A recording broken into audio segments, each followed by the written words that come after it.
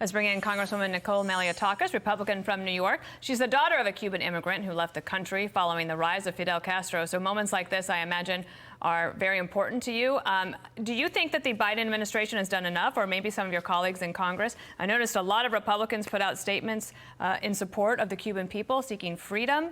But do you think the Biden administration wants to normalize relations with the regime? Well, so far the Biden administration has done nothing, and previously the Obama administration just tried to make so many concessions to the Castro regime and get nothing in return for the people. We as Cuban Americans, we want to see freedom, we want to see democracy, we want to see human rights.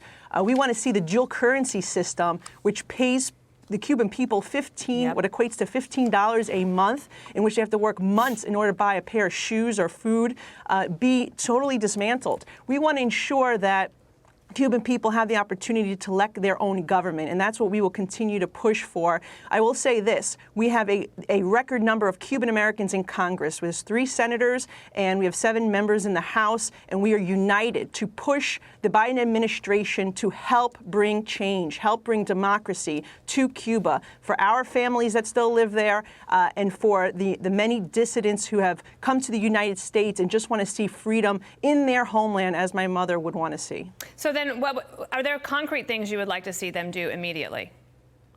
Well, I think first and foremost, they should try to open up a dialogue to push the change for democracy. They certainly should not go back to what President Obama did and make concessions without getting anything in exchange.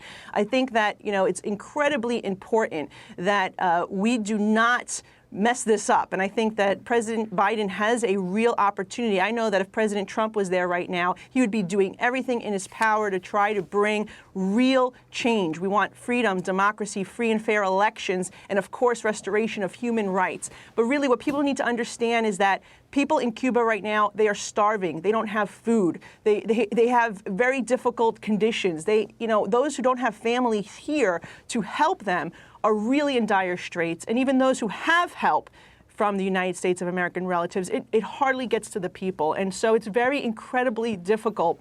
But what I will say is, if you noticed yesterday, they were marching with the American flag. And I think that's a reminder to Americans here how lucky and fortunate we are to be in this country where we do have freedom, where we are a democracy, where we elect our representatives, and we have liberties that people dream about in other countries. And that should be a reminder, particularly to those Americans here who lack appreciation, some of the athletes that turn their turn their backs to the American flag.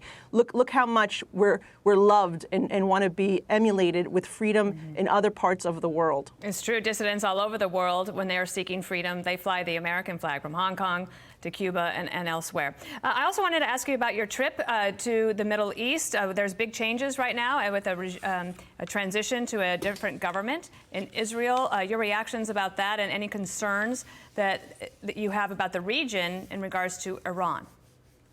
Yeah, I was very proud to be part of a bipartisan a coalition of Democrats and Republicans from the United States of America House of Foreign Affairs Committee that went to Israel and met with the new government. We were the first delegation to do that. It's an interesting dynamic. They have people of 8 different parties, right wing, center, and left wing, including Arab Muslim for the first time, who have come together to form this coalition after 4 elections in just 2 years. So what's interesting to see is that they're very much focused on domestic policy right now, making sure that they work on economic issues, infrastructure, the upcoming budget there, where they feel that they can find common ground. I think that's going to be a really interesting test to see if this coalition will last. They've also made it very clear that they're concerned about United States potentially re-entering JCPOA and the Iran deal.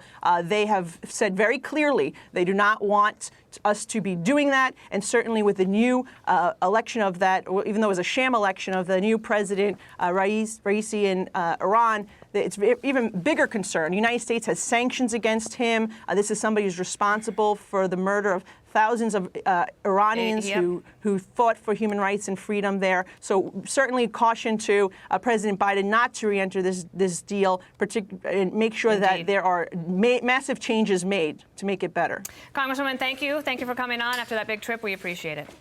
Thank you. On Cuba, just keep an eye on it. We'll see how long it goes. In the past, we've seen it. Then it gets set back by the government. By 3, freedom has been delayed for 3 generations in Cuba. Correct on that. It's time for a change. Takes hold.